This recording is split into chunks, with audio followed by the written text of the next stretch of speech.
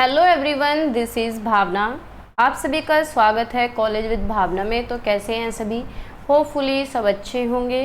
तो हम कर रहे हैं बीएड सेकंड ईयर की क्लासेस। फर्स्ट ईयर की ऑलरेडी मैंने सारी क्लासेस कराई हुई हैं, सारे सब्जेक्ट की प्लेलिस्ट बनी हुई हैं, तो वो आप लोग देख सकते हैं। कुछ भी सिलेबस चेंज नहीं हुआ है, ना ही कुछ पुराना हुआ है। अब आज हम कर रहे हैं गांधी जी नई तालीम की थर्ड यूनिट कम्युनिटी एंगेजमेंट, उसी को ही कंटिन्यू करेंगे। उसका एक टॉपिक हमने एक दो टॉपिक कल भी किया है, तो अगर वो आपने नहीं देखी हैं तो जाकर देख लेना। बाकी चैनल पे अगर नए हों तो सब्सक्राइब कर लेना और शेयर कर देना अपने दोस्तों के साथ, या फिर जहाँ भी बीएड ग्रुप में आप लोग जुड़े हुए हैं। तो स्टार्ट करते हैं। ये टॉपिक हम पढ़ने वाले हैं।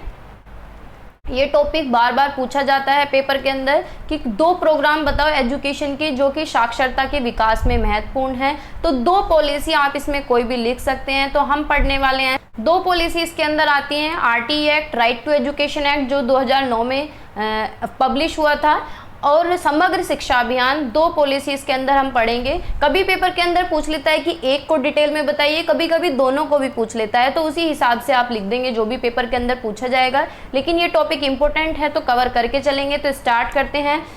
दो पॉलिसी में सबसे पहली पॉलिसी है R2 act, right to education act. ये आपने बीएड फर्स्ट ईयर में भी पढ़ा था, सेकंड ईयर में भी आ गया है ये। वैसे तो ये हर जगह आता है, कंपटीशन में भी आगे पूछा जाएगा, तो इसको तो हम बिल्कुल भी नहीं छोड़ेंगे। शिक्षा का अधिकार अधिनियम क्या है, क्या इसके प्रोविजन है, क्या इसके फीचर्स हैं, सारों को देख के चलेंगे। तो इस एक्ट का पूरा नाम है right of children to free and compulsory education act. वैसे हम इसे आरटीई एक्ट कहते हैं, लेकिन इसका पूरा टाइटल है कि बच्चों को मुफ्त और अनिवार्य शिक्षा देना। ठीक है। ये जो एक्ट आया था ये 2009 में आया था। किस में आया था? 2009 में। लेकिन लागू कब हुआ? 2010 में हुआ। 1 अप्रैल 2010 को ये पूरे देश में लागू हुआ। हमारा देश जो है 135वीं कंट्री बना जिसमें शिक्षा को बेसिक अधिकार बना दिया गया, फंडामेंटल राइट बना दिया गया। यानी हर बच्चे का ये मौलिक अधिकार है कि उसे एजुकेशन मिलनी ही चाहिए। और एजुकेशन कैसी मिलनी चाहिए? फ्री एजुकेशन मिलनी चाहिए, जो कि गवर्नमेंट प्रोवाइड करेगी। 86वां संशोधन हुआ, उसके अंदर आर्टिकल 21A में ये चीज मेंशन की गई, ये अधिकार बना दिया गया कि the state shall provide free and compulsory education to all children of 6 to 14 years of age. यानी जो हमारी राज्य सरकार है, जो हमारी स्टेट गवर्नमेंट है, वो सभी बच्चों को मुफ्त और अनिवार्य शिक्षा देगी जिनकी उम्र कितनी है? 6 से 14 वर्ष है। ठीक है। As per the right to education was made, ये एक फंडामेंटल राइट बना दिया गया। आरटीई का 86 अमेंडमेंट के अंदर, इसके अंदर और कुछ नहीं है। 86वें संशोधन के तहत परिकल्पित परिणामी कानून बना दिया गया इसे। इस आर्टिकल में फ्री का मतलब क्या है कि भाई अगर आप बच्चा पढ़ाना चाह रहे हैं, जैसे आप अपने बच्चे को पढ़ाना चाहते हैं, तो वहाँ आपको कुछ भी पे करने की, फीस देने की, कोई भी चार्जेस देने की, कोई भी खर्चा उठाने की ज़रूरत नहीं है। एलिमेंट्री एजुकेशन को इन्होंने बिल्कुल मुफ्त कर दिया और कंपलसरी कर दिया। आपके बच्चे का कोई भी चार्ज नहीं लगेगा, उसे बुक्स वगैरह, उसे ड्रेस वगैरह, उसकी फीस सारी क्या होगी? फ्री होगी।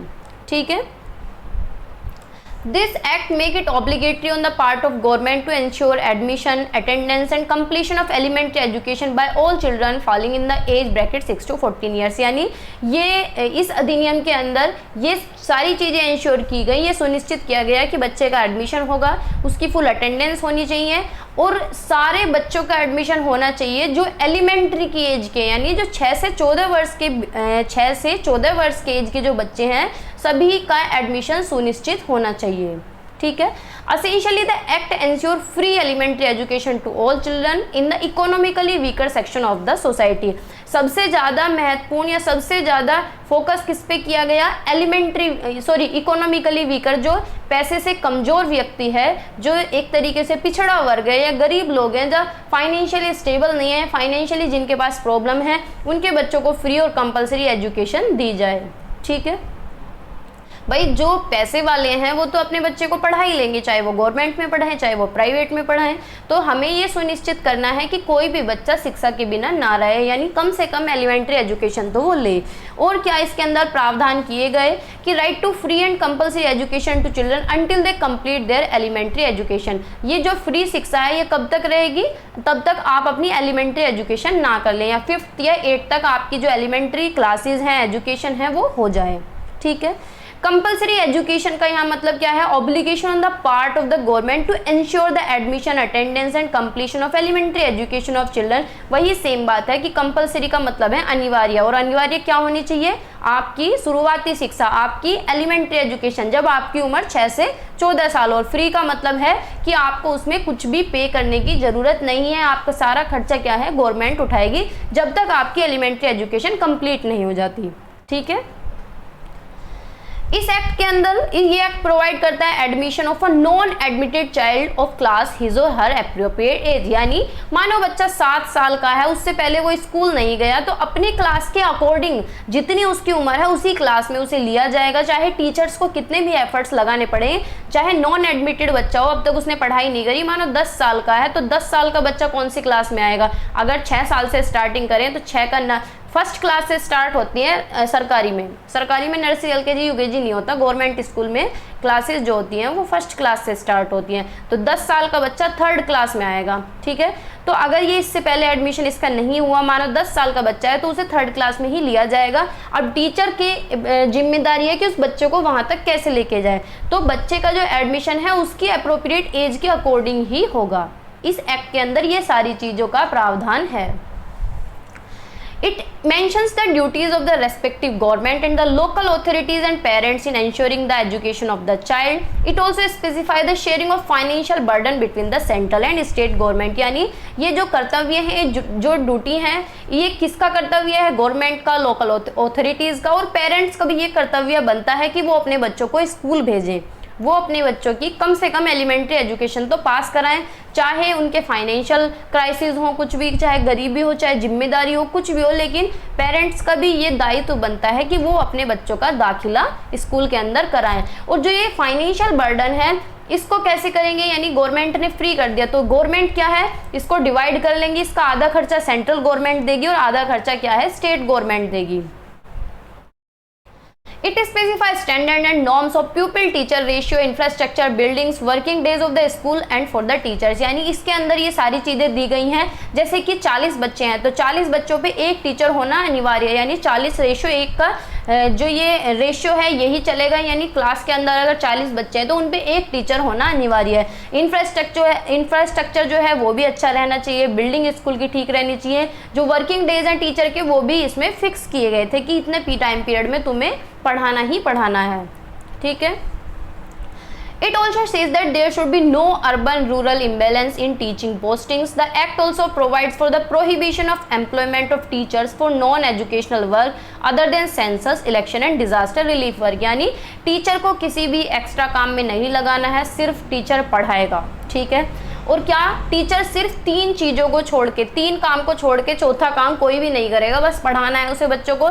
सिर्फ एक तो सेंसस, जब जनगणना होगी उसमें टीचर्स की ड्यूटी लगेगी, इलेक्शन में टीचर्स की ड्यूटी लगेगी, और कोई भी डिज़ास्टर, अगर कोई भी इस तरीके का काम होता है कि डिज़ास्टर होता है, कहीं भी दुर्घटना होती है, तो वहाँ टीचर्स की ड्यूटी लगेगी। ये 3 चीज़ों को छोड़ के बाकी किसी भी नॉन एजुकेशनल वर्क में टीचर की ड्यूटी नहीं लगाई जाएगी, वो सिर्फ बच्चों को ही पढ़ाएगा। ठीक है,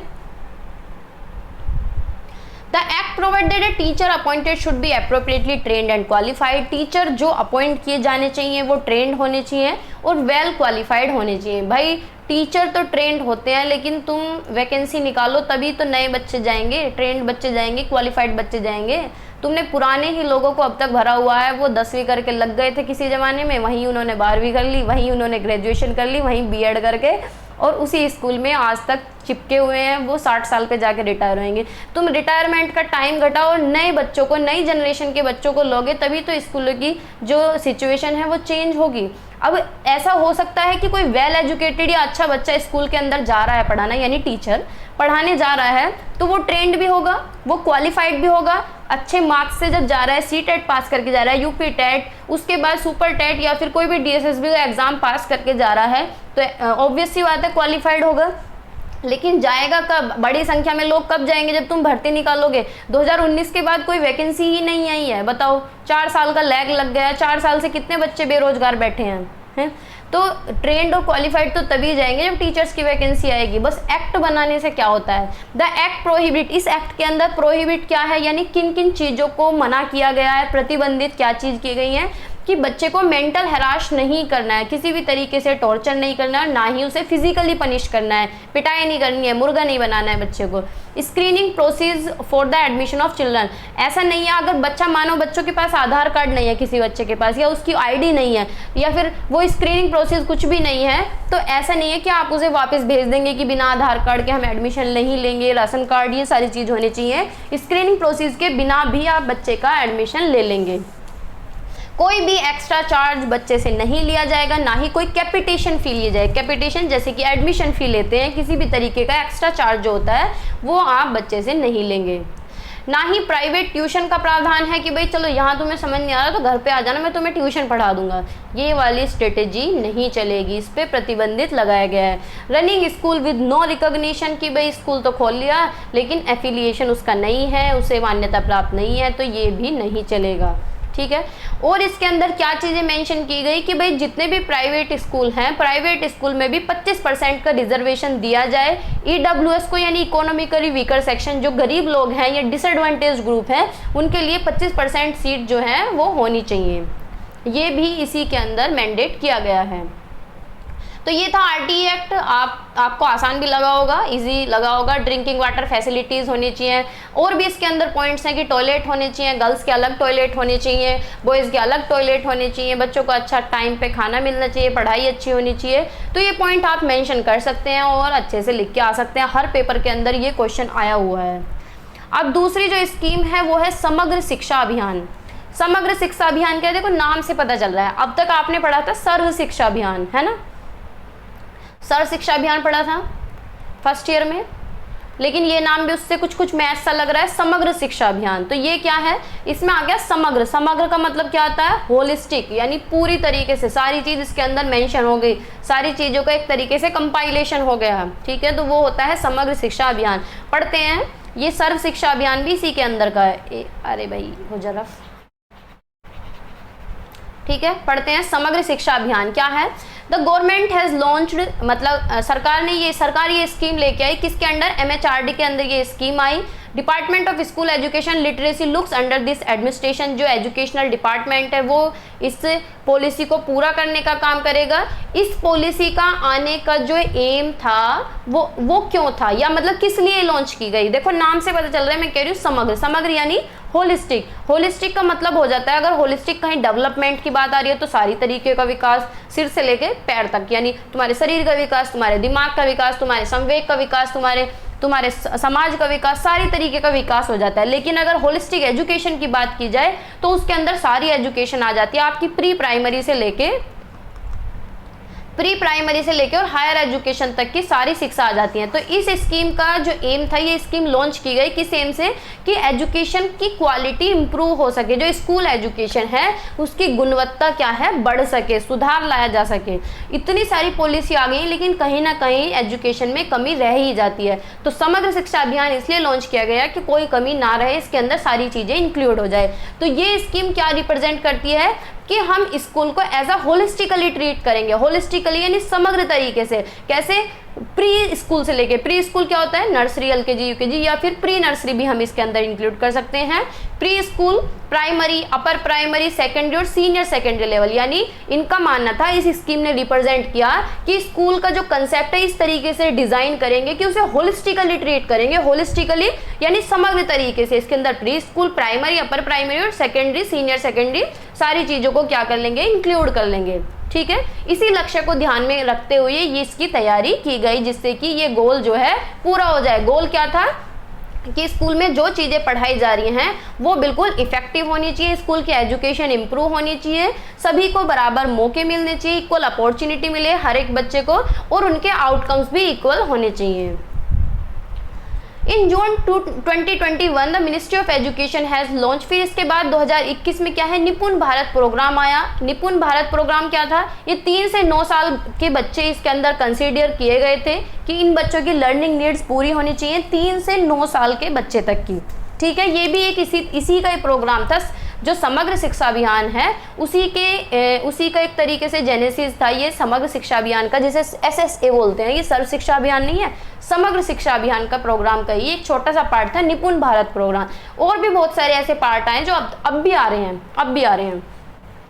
अब इसकी उत्पत्ति क्या है, समग्र शिक्षा अभियान की जो उत्पत्ति है, यानी और भी बहुत सारे ऐसे पार्ट आ रहे हैं। तो समग्र शिक्षा अभियान वाज फॉर्म्ड बाय सबम्यूजिंग, यानी इन सारी चीजों का कंपाइलेशन जो है समग्र शिक्षा अभियान है। कौन कौन सी स्कीम इसके अंदर आती है, राष्ट्रीय माध्यमिक शिक्षा अभियान जो आपने बीएड फर्स्ट ईयर में पढ़ा था, जो सेकेंडरी एजुकेशन को लेके था। सर्व शिक्षा अभियान, सर्व शिक्षा अभियान क्या था, एलिमेंट्री एजुकेशन को था। सर्व शिक्षा अभियान का मतलब था कि हर बच्चे का एनरोलमेंट होना चाहिए, रिटेंशन रेट बढ़ना चाहिए, हर कोई भी वेस्टेज ना हो, कोई भी स्टैग्नेशन ना हो, हर बच्चे का एनरोलमेंट हो, हर बच्चे का एडमिशन स्कूल में सुनिश्चित हो। तो सर्व शिक्षा अभियान का ये एम था। राष्ट्रीय माध्यमिक शिक्षा अभियान यानी हर लड़की पढ़े, हर लड़की सेकेंडरी एजुकेशन में एडमिशन ले। टीचर एजुकेशन की टीचर्स को गुणवत्तापूर्ण शिक्षा दी जाए जिससे कि वो अच्छे वेल क्वालिफाइड ट्रेन टीचर होके निकले। इन सब का जो कंपाइलेशन था वो था समग्र शिक्षा अभियान। क्या था, समग्र शिक्षा अभियान। ठीक है, और समग्र शिक्षा का अभियान का जो मुद्दा था, जो एम था, ये था कि भाई होलिस्टिकली स्कूल को हम ट्रीट करें। ठीक है, होलिस्टिकली और इंटीग्रेटेड तरीके से हम स्कूल को लेके चलें जिससे कि एजुकेशन की क्वालिटी बढ़ सके। ठीक है, आगे पढ़ते हैं। इसका लक्ष्य क्या था कि भाई स्मूथ ट्रांजिशन हो, स्मूथ यानी आसानी से ट्रांजिशन हो जाए कि प्री स्कूल से प्राइमरी में, प्राइमरी से अपर प्राइमरी में, अपर प्राइमरी से सेकेंडरी में और सेकेंडरी से सीनियर सेकेंडरी लेवल तक। इनका फोकस था कि क्वालिटी की एजुकेशन की क्वालिटी इंप्रूव हो सके हर लेवल पे।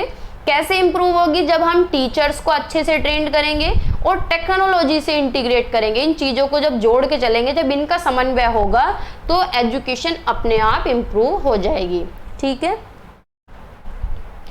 जो MHRD है उसने इम्प्लीमेंट की ये स्कीम, और इसके अंदर एक चीज और ऐड हो गई है, एक स्कीम और आई, वोकेशनलाइजेशन ऑफ स्कूल एजुकेशन।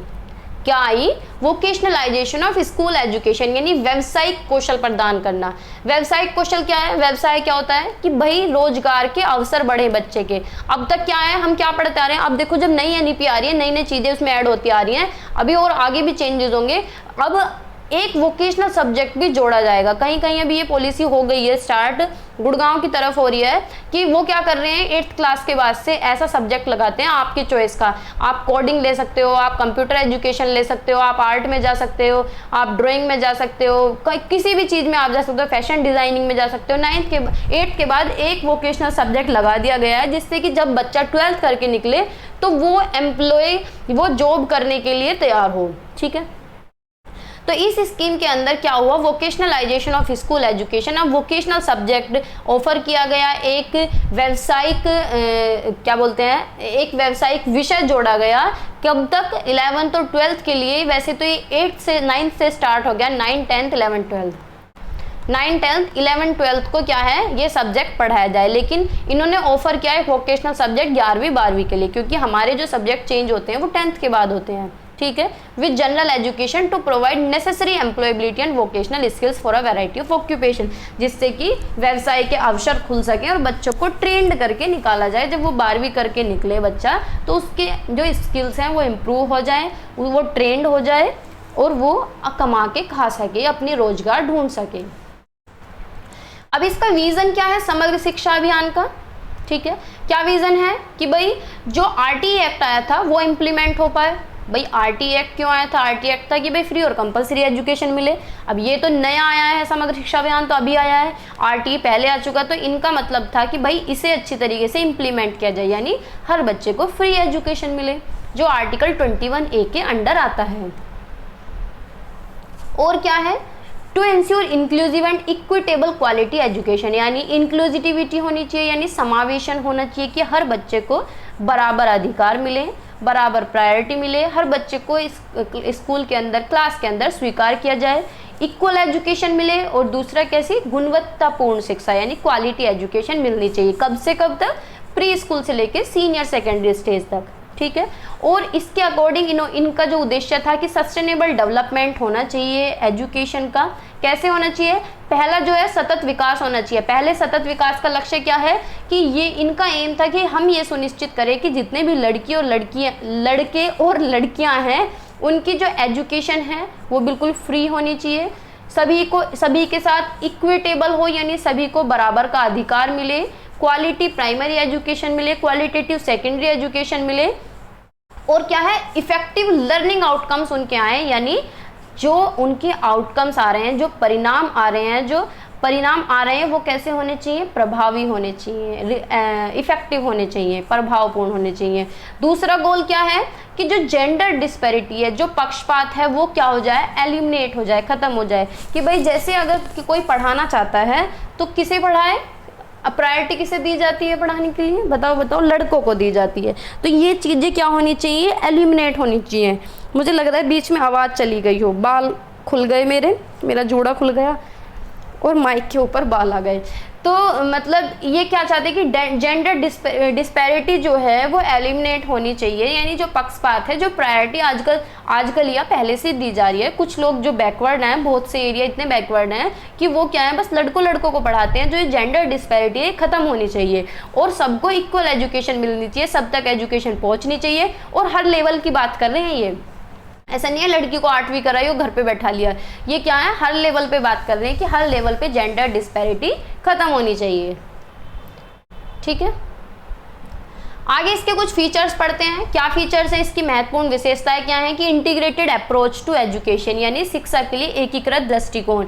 कि भाई maintaining continuity in school education में कंटिन्यूटी बनी रहे, प्री स्कूल से लेके 12वीं कक्षा तक। ठीक है, प्रायर और post level of school education इसके अंदर इंक्लूड की गई, सीनियर सेकेंडरी लेवल और प्री स्कूल लेवल। जो सर्व शिक्षा अभियान था वो प्राइमरी में था, एलिमेंट्री लेके था। ठीक है, और जो राष्ट्रीय माध्यमिक शिक्षा था वो सेकेंडरी के लिए था, लेकिन इसके अंदर और क्या इंक्लूड किया गया, सीनियर सेकेंडरी और प्री स्कूल लेवल। ठीक है, administrative reform, this scheme will provide flexibility allowing the state to prioritise its intervention. यह योजना लचीलापन प्रदान करेगी, यानी फ्लेक्सिबिलिटी प्रोवाइड करेगी, जिससे राज्य को अपने हस्तक्षेपों को प्राथमिकता देने की अनुमति मिलेगी। यानी स्टेट क्या है, प्रायोरिटी दे सकती है, जो भी चीजें अलाउ करना चाहती है, जहां भी चेंजेस करना चाहती है वो चेंजेस हो पाए। इम्प्रूव क्वालिटी ऑफ एजुकेशन, और क्या इसके फीचर हैं कि एजुकेशन की जो क्वालिटी है वो इम्प्रूव होगी। वो कैसे इम्प्रूव होगी, जब हम 2 T's को क्या करेंगे, ऐड करेंगे। 2 T's कौन कौन से हैं, टेक्नोलॉजी और दूसरा क्या है, टीचर, यानी प्राद्योगिक और शिक्षक को जब जोड़ देंगे, जब इन पे ध्यान केंद्रित करेंगे तो अपने आप ही शिक्षा की जो क्वालिटी है वो डेवलप हो जाएगी। आप खुद ही देखो, जब अच्छे टीचर निकलेंगे और सारी फैसिलिटी होंगी स्कूल के अंदर तो एजुकेशन भी अच्छी होगी। ठीक है, अब आप ये चीज़ देखो, कितना ही कोई डल बच्चा हो, मानो अगर वो ग्रेजुएशन कर रहा है, पोस्ट ग्रेजुएशन करके जा रहा है, उसके बाद बीएड कर रहा है या कोई भी टीचिंग डिप्लोमा कर रहा है, उसके बाद इंटर्नशिप कर रहा है, 6 महीने की 3 महीने की प्रैक्टिस करके जा रहा है, तो क्या वो छोटे बच्चों को नहीं पढ़ा पाएगा? लगता है आपको? बिल्कुल पढ़ाएगा, अच्छी तरीके से पढ़ाएगा। अगर उसे पूरी फैसिलिटी मिल रही है, अच्छी उसकी ट्रेनिंग है, टीचर की ट्रेनिंग है और टेक्नोलॉजी मिल गई, तो क्या होगा, एजुकेशन की क्वालिटी अपने आप इम्प्रूव हो जाएगी। ठीक है, improving the following factors that result in higher quality of education. कैसे, कैपेसिटी बिल्डिंग ऑफ टीचर्स की कैपेसिटी को बिल्ड करेंगे। Quality of prospective teachers by strengthening the teacher education institute like SCRT और डाइट, यानी इनकी क्वालिटी को improve करेंगे, जो इंस्टीट्यूट है टीचिंग का जो कोर्स कराते हैं, जो BLED BTC कराते हैं। ठीक है, राष्ट्रीय आविष्कार अभियान को सपोर्ट करेंगे to encourage science and math learning in school. और क्या एनकरेज करेंगे कि पढ़े भारत बढ़े भारत, इस स्कीम को एनकरेज करेंगे जिससे कि फाउंडेशन स्किल जो है वो डेवलप हो सके प्राइमरी स्कूल में। Annually library grant in school, जो स्कूल में लाइब्रेरी का खर्चा है या फिर जो भी अनुदान उन्हें देना है वो गवर्नमेंट प्रोवाइड करेगी, यानी पैसे देगी भाई। डिजिटलाइजेशन एजुकेशन को डिजिटल से जोड़ेंगे कि digitalisation education makes the teacher more efficient and student can easily grasp the concept with visual representation of content. यानी पढ़ाएंगे किस तरीके से, डिजिटल बोर्ड पे पढ़ाएंगे भैया। अब तक तो स्कूल में सरकारी में वो वाले बोर्ड भी नहीं है, सिंपल चौक वाले, वो भी टूटे हुए हैं। सरकारी स्कूल में अगर आप लोग बीएड की ट्रेनिंग करने के लिए गए हो, हम लोग तो गए थे, इतना बुरा हाल है, इतना तो उबड़ खाबड़ वहाँ का फर्श, बोर्ड उनके टूटे हुए, कुर्सी उनकी टूटी हुई। ये बात कर रहे हैं डिजिटल एजुकेशन की, तो देखो सोचते तो बहुत अच्छा है, बस इम्प्लीमेंट नहीं हो पाता है। ये कह रहे हैं कि डिजिटल एजुकेशन होगी जिससे टीचर भी एफिशिएंटली काम कर पाएगा और बच्चे चीज़ों को इजीली ग्रेस्प कर पाएंगे, उन्हें उनकी पकड़ बन जाएगी, उन्हें समझ आएगा विजुअल रिप्रेजेंटेशन से।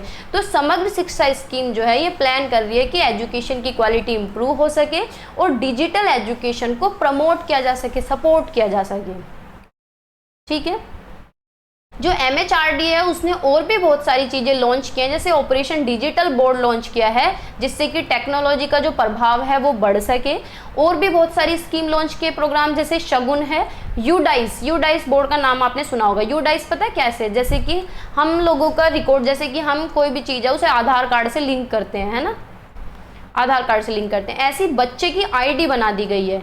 अगर बच्चा इस स्कूल से छोड़ के दूसरे स्कूल में जा रहा है तो दूसरे स्कूल वालों को उसकी डिटेल लेने की ज़रूरत नहीं है, यूडाइस पे उसका नाम देखेंगे, वहाँ उसकी सारी चीज़ें मिल जाएंगी, यानी एक ID क्रिएट कर दी गई है। अब ना तो बच्चा बीच में से भाग सकता है, ना ही किसी स्कूल की फ़ीस मार सकता है, ना ही एक साथ 2 जगह एडमिशन ले सकता है। ये बच्चों के लिए भी अच्छा हुआ है और स्कूलों के लिए भी अच्छा हुआ है, ठीक है। तो अब बच्चे की ID क्रिएट कर दी गई है, तो अब बिना TC के किसी भी स्कूल में आप एडमिशन नहीं करा सकते, ना ही बच्चे की क्लास छुटवा सकते। अब ये सारे जितनी भी धांधलेबाजी हैं बंद हो चुकी हैं, ठीक है। तो ये सबसे ज़्यादा प्रभावी है अब तक के टाइम में। ये शाला सारथी और शाला कोर्स, ये भी इसी के प्रोग्राम लॉन्च किए गए हैं। और क्या इसके फीचर्स हैं कि स्कूलों की जो क्षमता है उनका सुदृढ़ीकरण किया गया है, स्ट्रेंथ इंक्रीज की गई है। जैसे कि कंपोजिट स्कूल ग्रांट, जो स्कूल हैं जो समग्र विद्यालय हैं उनका क्या है, पैसा बढ़ा दिया गया है, ठीक है। मतलब जो पहले पैसे जाते थे उनसे ज़्यादा बढ़ा दिए गए हैं। स्कूलों में साफ़ सफाई पे ध्यान दिया जा रहा है, तो जो स्वच्छ विद्यालय स्कीम है उसे सपोर्ट किया जा रहा है। क्वालिटी बढ़ाई जा रही है, स्कूल का जो इंफ्रास्ट्रक्चर है उसे भी इम्प्रूव किया जा रहा है। लड़कियों की एजुकेशन पे फोकस किया जा रहा है जिससे कि कम उम्र में लड़कियों को सशक्त बनाया जा सके और उन्हें सेल्फ डिफेंस की शिक्षा दी जा रही है। जूडो कराटे उन्हें सिखाए जा रहे हैं, ये सारी चीज़ें सिखाई जा रही है कि लड़कियां अपनी रक्षा स्वयं कर सकें। बेटी बचाओ बेटी पढ़ाओ प्रोग्राम को बढ़ाया जा रहा है, इस पर भी ध्यान दिया जा रहा है। वोकेशनल और सॉफ्ट स्किल डेवलपमेंट पे फोकस किया जा रहा है कि वोकेशनल स्किल एक्सटेंड की जानी चाहिए, कब, अपर प्राइमरी लेवल पे, यानी बच्चे को इस तरीके से ट्रेन किया जाना चाहिए कि बच्चा जब 12वीं करके निकले तो वो कहीं भी जॉब ले सके, ठीक है। और कौशल विकास पे रीइंफोर्स किया जा रहा है, कुशल विकास होना चाहिए सबका, कुशल नहीं सॉरी कौशल, यानी स्किल से डेवलपमेंट, क्या है, स्किल डेवलप होनी चाहिए, ठीक है। सपोर्ट और स्पोर्ट्स और फिजिकल एजुकेशन को इंटीग्रेट किया जा रहा है कि भाई स्पोर्ट्स भी तो हमारी लाइफ का एक हिस्सा होने चाहिए, करिकुलम का पार्ट बनाया जा रहा है किसे, स्पोर्ट्स एजुकेशन को। मेंटेनिंग द रीजनल बैलेंस, क्षेत्रीय संतुलन बनाया जा रहा है। प्रोमोटिंग बैलेंस एजुकेशनल डेवलपमेंट, और जो इकोनॉमिकली वीकर सेक्शन है या जो पिछड़ा वर्ग है उनके फेवर में चीज़ें लाई जा रही हैं जिससे कि वो भी पढ़ सकें, ठीक है। नीति आयोग के तहत इसमें 117 जिलों को कंसिडर किया गया है, ठीक है। आगे भी है, आगे कुछ नहीं है, ये आपका आज का टॉपिक था। होपफुली आपको क्लास अच्छी लगी होगी। और आप इसमें लिख कैसे सकते हैं अब ये और मैं बता दूं, क्योंकि ये बहुत बड़ी हो जाएगी मुझे ऐसा लग रहा है। तो आप क्या लिख सकते हैं, समग्र शिक्षा के बारे में 4 लाइन लिख के और इसका विजन लिख सकते हैं। विजन में क्या आपको चीज़ें, विजन नहीं सॉरी फीचर्स क्या है, इंपॉर्टेंट फीचर, ये देखो यहाँ से इंपॉर्टेंट फीचर लिख सकते हैं क्योंकि पीछे भी वही बात है। और यहाँ हेडिंग वाइज है, हेडिंग वाइज लिखते हैं तो और अच्छा रिप्रेजेंटेशन होता है। तो हेडिंग सारी लिख सकते हैं कि भाई इंटीग्रेटेड अप्रोच है, एडमिनिस्ट्रेटिव क्वालिटी इंप्रूव की जा रही है, और क्या है, डिजिटल एजुकेशन बनाई जा रही है, और स्ट्रेंथिंग ऑफ स्कूल को मजबूत बनाया जा रहा है, गर्ल्स की एजुकेशन पे फोकस है, वोकेशनल सॉफ्ट स्किल डेवलप की जा रही है, और स्पोर्ट्स एजुकेशन पे फोकस किया जा रहा है, और रीजनल बैलेंस पे। तो ये पॉइंट आप लिख सकते हैं और इससे स्कीम को मेंशन कर सकते हैं। बार बार ये क्वेश्चन पूछा जाता है और आगे भी पूछा जाएगा, ठीक है। तो बाय बाय, टेक केयर, पढ़ते रहिए, मुस्कुराते रहिए, मेरे साथ जुड़े रहिए। और जिस तरीके से क्वेश्चन पूछा जाता है हमें उसी तरीके से लिखना चाहिए। मानो एक ही स्कीम पूछी गई है कि भाई गवर्नमेंट ने कौन से जो कोर्स हैं वो रन किए हैं, कौन सी स्कीम रन किए हैं, कोई भी एक बताइए। तो एक में तो आप डिटेल में लिखेंगे, तो फिर समग्र शिक्षा को पूरा लिख दीजिए या RTE को पूरा लिख दीजिए, जिसमें भी आपकी पकड़ अच्छी है, ठीक है। तो बस आज के लिए इतना ही रखते हैं। बाकी चैनल पे नए हैं तो सब्सक्राइब कर लेना, लाइक शेयर आप लोग कर ही देते हैं। किसी को कुछ भी पूछना हो तो डायरेक्ट मैसेज इंस्टा पे कर सकते हैं, इंस्टा पे मैं एक्टिव रहती हूँ क्योंकि आजकल मैं रील्स बना रही हूँ, मुझे भी मज़ा आता है। बस तो बाय बाय, टेक केयर, पढ़ते रहिए और मेरे साथ जुड़े रहिए।